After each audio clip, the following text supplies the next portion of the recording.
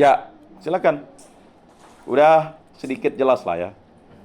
Karena kalau dosen tuh memberikan gambaran saja gitu. Jadi ibarat tuh, kalau saya memberikan langsung nih, jodohmu nih, apa namanya? Lupa. Lucy, ini jodohmu. Sama pakai kacamata. Tidak, kamu tidak akan bisa senang. Iya kan? Misalnya Tuhan Allah nih, hei Mona, Lucy nih istrimu, ngomong dengan kamu kan? Iya ke Tuhan Allah. Masih kamu nanya, iya ke Tuhan Allah. Bahkan Adam saja, itu Tuhan. Ya kan? Kawanku, perempuan yang kau berikan kepadaku itulah yang nyuruh aku. Masih ya gimana tuh? Ya padahal yang berdosa Adam kan, bukan dia minta ampun. Dia masih nyalakan orang. Nyalakan. Oh, Hawa pun tidak mau salah. Bukan Tuhan itu katanya ular kali itu. Oh, memang parah akalnya. Ya paradigmanya udah salah. Pohon yang buruk menghasilkan buah yang buruk. Itulah paradigma namanya itu. Jadi paradigma itu mengangkat. Ada potensi. Ya kan? Potensi kamu untuk merusak rumah tangga orang ada. Makanya potensi itu ada yang positif, ada yang negatif. Semua punya potensi. Ya kan? Makanya Yesus katakan tadi, cintailah Tuhan Allahmu dengan segenap hatimu, dengan segenap jiwamu, dengan segenap akalmu, dengan segenap potensi. Ini ada pelepasan roh di dia ya. Discernment. Potensi untuk baik, berapa di sini? Ya, ada? Ya, silakan. Oh, belum. Regino dulu lah. Kok saya tahu namanya karena dia disebut. Ini saya ingin bertanya, pernah saya melihat atau mendengarkan pernyataan seorang pastor yaitu Frans Magnisuseno. Dia mengatakan bahwa Tuhan itu tidak bisa dilihat, namun bisa dirasakan dengan berbagai petunjuk. Nah, di sini saya ingin bertanya dengan Bapak, apakah pernyataan Frans Magnisuseno ini berdasarkan sejarahnya atau imannya? Oh, dia baik. Frans Magnisuseno itu kan adalah tokoh filsafat. Tuhan itu hanya bisa dirasakan kan, tapi tidak bisa dilihat kan. Ya memang. Itu bisa merasakan Tuhan. Sekarang kita bisa menghirup udara segar. Inilah Tuhan. Seandainya Tuhan itu memutuskan napas kita nih, itu yang dimaksud bisa dirasakan. Kita tidak bisa melihat Tuhan. Berbahagialah orang yang bisa melihat Tuhan. Siapa yang bisa melihat Tuhan? Para rasul. Makanya dia bilang, ya kan berbahagialah orang yang tidak melihat namun percaya. Itu kan yang diterapkan oleh Frans Magnisuseno buat filsafat, tapi lebih dalam maknanya. Ya. Ada bukunya itu besar. Kalau kalian belajar teori filsafat itu, palamu sulah. Gitu. Tapi minimal putih lah kalau nggak mau sulah kan. Karena begini, ya kamu tidak akan keluar ya. Kalau kita belajar filsafat itu ada yang kurang pasti rontok karena membutuhkan yang namanya ketenangan. Makanya orang-orang yang belajar filsafat itu lebih banyak itu orang-orang di biara. Kita nih mana lah mau belajar filsafat. Belum apa-apa udah diganggu dengan filsuf. Ya kan? Kaleng-kaleng. Ya. Kita kan harus baca tuh. Jadi berfilsafat itu kan tidak hanya kita mendapat ilham dari pikiran kita, tapi dimulai dari bagaimana Allah itu memberikan petunjuk. Makanya kalau kita baca misalnya Aristoteles, yang bisa menjelaskan itu kan Thomas Aquinas, Summa Theologia tuh, ya kan? Jadi kalau kalian dapat bukunya baca di situ. Makanya potensi kalian itu untuk membaca itulah yang penting. Jadi paman saya udah almarhum, dia bilang pengetahuan itu akan masuk. Saya menyebutkan paman saya ya, karena dia yang ngomong saya berulang-ulang kali. Ya. Saya bertanya dulu, ini saya mau kerja nih, selesaikan kuliah dulu. Kalau kamu selesaikan kuliah baru kamu ngelamar kerja. Kan saya kan harus sebagai orang muda kan mencari pandangan kepada orang yang udah berhasil kan. Minimal orang terdekat gitu. Karena dekat saya sering dialog, diskusi dengan beliau gitu. Dia sampaikan begitu. Tenang ya, nanti kalau udah kuliah selesai, pasti pekerjaan itu. Jangan terlalu berpikir dulu pekerjaan, jadi pendidikan lalu terabaikan, lalu lupa. Selesaikan dulu kuliah di tempat ini, selesai, bekerja, kemudian, ya. Tetapi potensi-potensi itu ya tetap harus dicari lah. Carilah dulu kerajaan Allah dan kebenarannya, maka yang lain akan ditambah. Kan gitu kan? Carilah dulu kerajaan Allah dan kebenaran firman-Nya, kan begitu.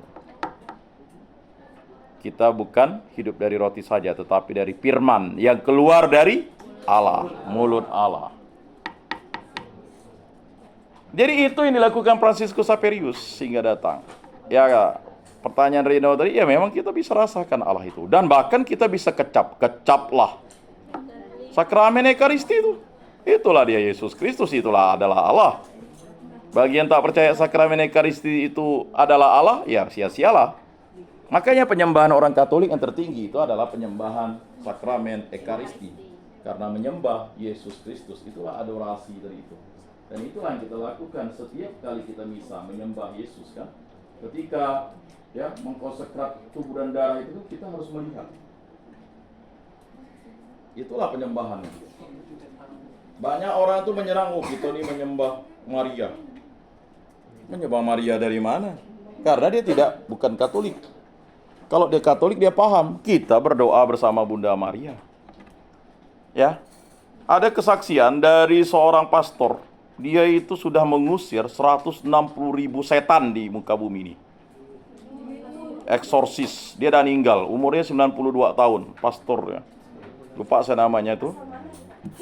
Ya, kayaknya asal Itali dia. Ya. Jadi 160. Ya. Jadi setan itu selain yang paling ditakuti semua makhluk adalah Allah. Tapi Allah itu dia tidak mau ditakuti. Allah itu adalah Maha Cinta. Nah, menurut kesaksian beliau itu ada 3 orang kudus itu yang sangat ditakuti setan. Yang pertama adalah Santa Maria Bunda Allah, Bunda Yesus itu. Yang kedua itu adalah Santo Mikael Malaikat Agung, dan yang ketiga itu Santo Yohanes Paulus II. Itu paling ditakuti setan. Nah, jadi kalau kita itu tidak sembarang misalnya eksorsis itu harus izin dari uskup. Kebetulan di kuskupan kita ada 2 pastor yang diberikan. Tapi dari pastor eksorsis itu 1, itu sekarang sudah berkembang di Vatikan. Kurang lebih sudah 200-300 kali. Nah. Jadi hati-hati ya. Jadi kalau kita nih, semakin kita rajin ke gereja, semakin banyak setannya yang akan ngejar kita. Ya artinya begini, karena apa? Ya, jangan kira, ya kan? Kekudusan itu memerlukan yang namanya perjuangan. Makanya perjuangan kita adalah salib. Jadi orang Katolik itu bukan dapat manisnya saja, tapi harus pahit. Suka dan duka, sehat dan sakit, untung dan malam. Nah, bagaimana jalan kekudusan? Bagi suami, wajib setia dengan istrinya, itulah jalan kekudusan. Jalan kekudusan itu, kita ini kan orang biasa, tapi dibimbing Roh Kudus menjadi orang istimewa. Apalah nilainya nanti untuk cucumu kalau kamu lihatlah kakekmu nanti, ya memang sih misalnya istrimu tuh perempuan, lalu dia cerita, kalau dia kayak kakekmu ya, nah ini nenek kan ngasuh cucunya MC kan, ini kan luka-luka batin nih. Kalau kamu melukai orang tuh kan seperti menancapkan paku, ya kan? Lalu paku tuh setelah kamu bertobat meminta maaf itu kan paku tuh dicabut, kan masih ada bekas ya tuh di kayu.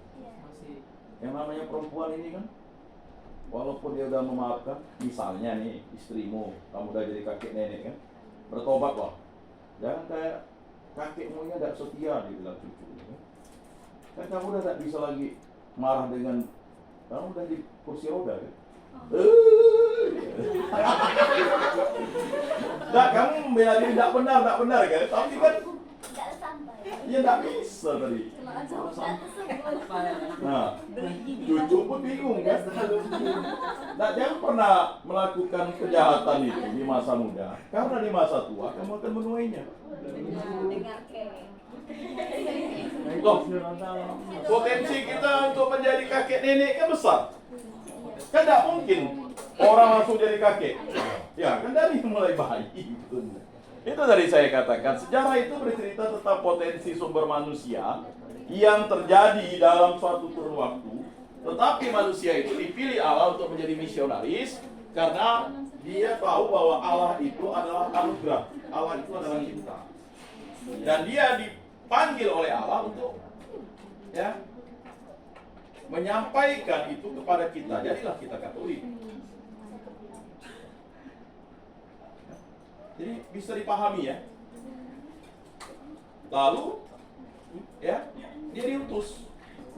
Diutus pun ingat, kalau di Pulau Moro itu Franciscus Saperius itu datang ini artinya dia ini ada pastor yang tidak dicatat. Dia bilang pastor itu udah meninggal, tapi orang itu Katolik. Berarti udah ada yang datang dulu. Maka ditanya kemarin itu kan, bagaimana kalau kita tidak menulis dan mencatat itu? Ya payah jadi sejarah.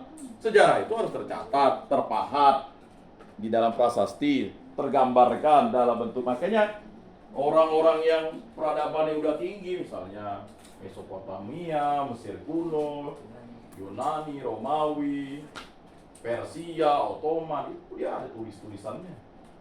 Jadi kebudayaan yang tinggi itu pasti dia ada budaya tulis. Katanya, kan nggak bisa katanya. Ada gak waktu kalian wawancara, misalnya tuh mengatakan katanya? Tidak ada. Dia pasti akan. Nah, yang udah datang wawancara, kalau ini elemen sumbernya tuh. Elemen sumber itu kan bisa datang dari manusiawinya kalau masih ada. Atau yang paling dekat sumber sekundernya. Kalau sumber tersier jauh. Sumber primernya kalau misalnya gereja Katedral 1 Yosef Pontianak kan susah karena orang-orang yang ya kan, kalau gereja-gereja yang masih 10, 15 tahun, 20 masih ada tuh ya kan. Tapi itu juga ingat sumber primernya betul-betul dia sebagai pelakunya. Kalau katanya kan susah. Misalnya saya DPP kelima, pasti saya bilang kata ini. Makanya waktu ada yang bertanya, bisa enggak wawancarai saya?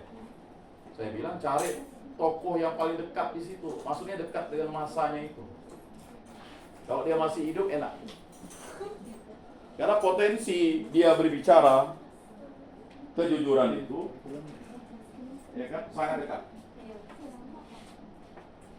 Kalau saya bertanya kepada dia ini dengan pamannya, bisa jadi dia tahu pamannya.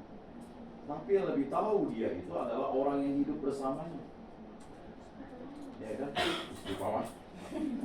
Mengandungnya siapa? Bapak mamanya. Kan begitu. Bagaimana Santo Lukas itu tahu kejadian? Coba. Ya, dimulai dia kan Theophilus yang mulia. Theophilus yang mulia itu kan ya. Theo itu kan Tuhan. Sebenarnya dia ingin mengatakan ya, menulis itu untuk mengatakan kepada audiensnya bahwa apa yang ditulis itu benar. Maka kalian dah baca enggak tentang Injil Lukas misalnya? Ya. Jadi Lukas itu seorang penulis Injil dan penulis kisah para rasul. Jadi kisah para rasul itu dipotong. Sebenarnya dia menulisnya panjang. Injil Lukas itu dengan kisah para rasul. Lalulah dipotong, di mana yang bagian. Makanya ada perkataan Yesus yang tidak disebutkan di Injil, tetapi disebutkan di kisah para rasul. Mengapa? Ya kan? Itu firman Yesus, tapi dituliskan di kisah para rasul. Karena yang mengatakannya itu adalah tokoh primernya yang bersama dengan Yesus. Makanya Injil Yohanes itu kan baru ditulis Yohanes sekitar umur 92 tahun. Dia udah jadi kakek-kakek. Mengapa dia menulis itu? Karena ada orang yang menyerang ajaran Kristen itu. Ya kan? Ya macam-macam lah. Ya, bid'ah waktu itu. Karena Markus Lukas sudah meninggal. Yohanes masih ada. Jadi umat Kristen perdana itu, ayolah Yohanes. Akhirnya Yohanes itu kan, apakah Yohanes yang menulisnya? Iya. Kata menulis itu, misalnya ada juru tulis, catat nak, kan bukan dia yang namanya. Sumbernya, ya kan, dari yang mengatakan. Kita itu kan hanya tukang catat. Nah, jadi itu. Makanya Yohanes bilang pada mulanya adalah firman. Ya kan? Firman itu adalah Firman itu bersama-sama dengan Allah. Dan firman itu adalah Allah. Kan gitu.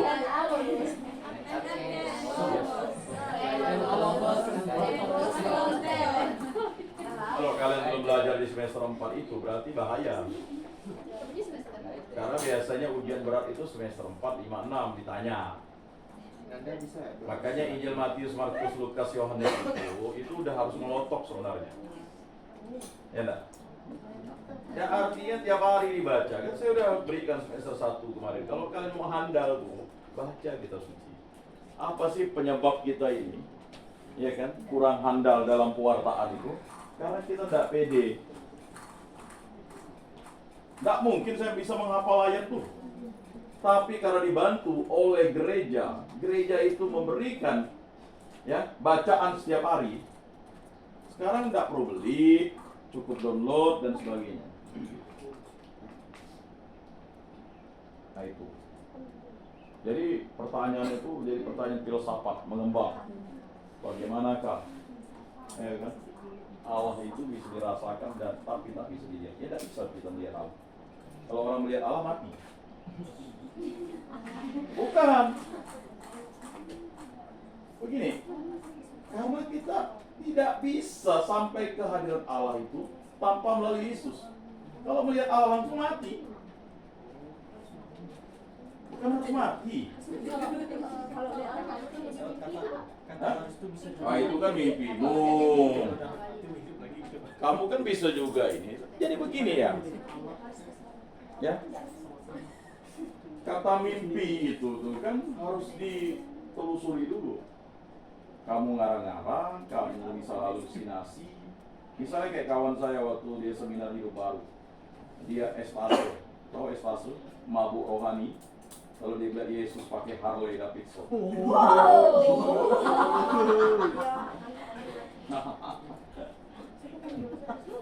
Kamu nanti cari video Romo Deso ya, Raymond Deso, Romo Deso, yang pastor MSC. Ada namanya spiritualitas palsu.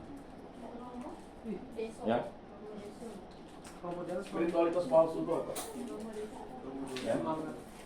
Enggak, spiritualitas itu.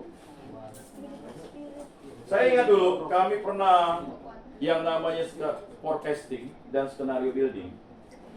Iman orang muda Katolik itu di Kalimantan khususnya ya, itu ada dua faktor penggeraknya, yaitu ya kan? Spiritualitas belajar orang muda Katolik itu harus tinggi dan moralitas orang muda Katolik itu harus tinggi. Makanya dari telahan itu kita sampaikan, sosialisasikan dan akhirnya berdirilah Stakan sekarang. Itu diimplementasikan dulu. Itu kenapa tadi? Ya. Karena ada misi-misi di situ. Nah, kita kembali ke tadi itu. Ada spiritualitas palsu.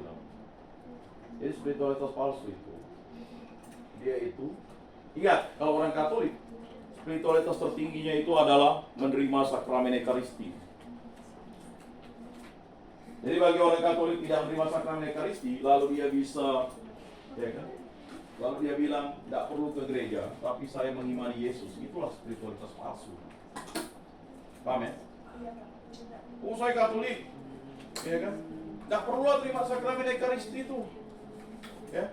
Karena saya sudah Katolik, sudah dibebaskan dari dosa, lalu saya bisa berbuat apa adanya, ya kan? Ya tidak bisa. Ya buat apa adanya. Tahu nggak apa adanya?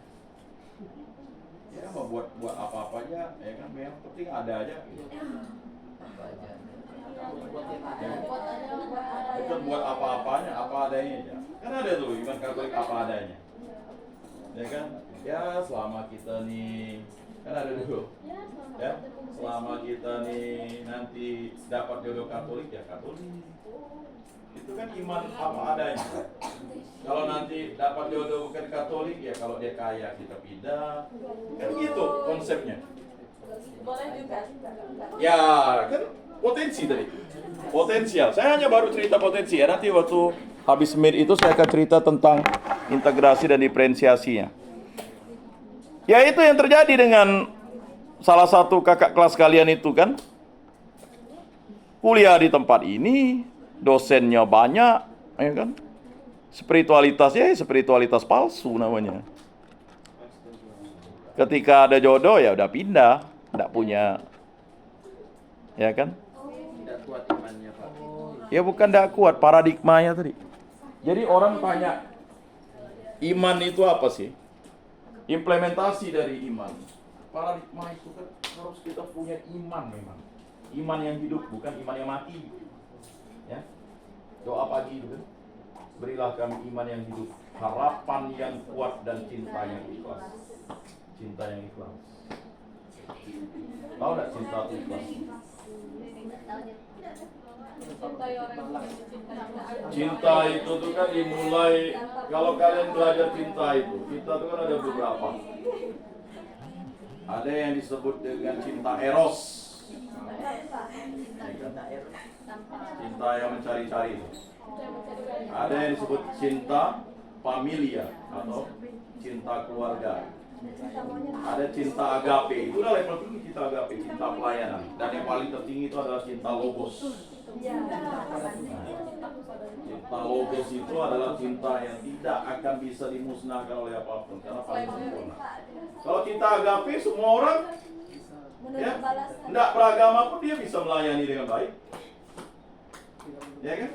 Misalnya saya tak beragama kasih duit dia 1 miliar. Lalu saya suruh, udahlah Bona, kau ikut saya aja. Pasti mau dia 1 miliar. Saya kasih istri cantik. Bohai, ya kan? Mercy. Pekerjaan tetap, ya kan? Kerjanya hanya apa? Kerjanya hanya duduk-duduk aja. Jadi admin, Pak. Jadi ya. Jadi cinta agape, cinta pelayanan itu juga udah paling tertinggi karena cinta yang dikhususkan untuk Tuhan kan. Apalagi cinta logos. Itu udah sangat kuat. Nah, sedangkan cinta eros ini masih goyang ya. Nah, yang parah itu kan cinta 1 malam ya.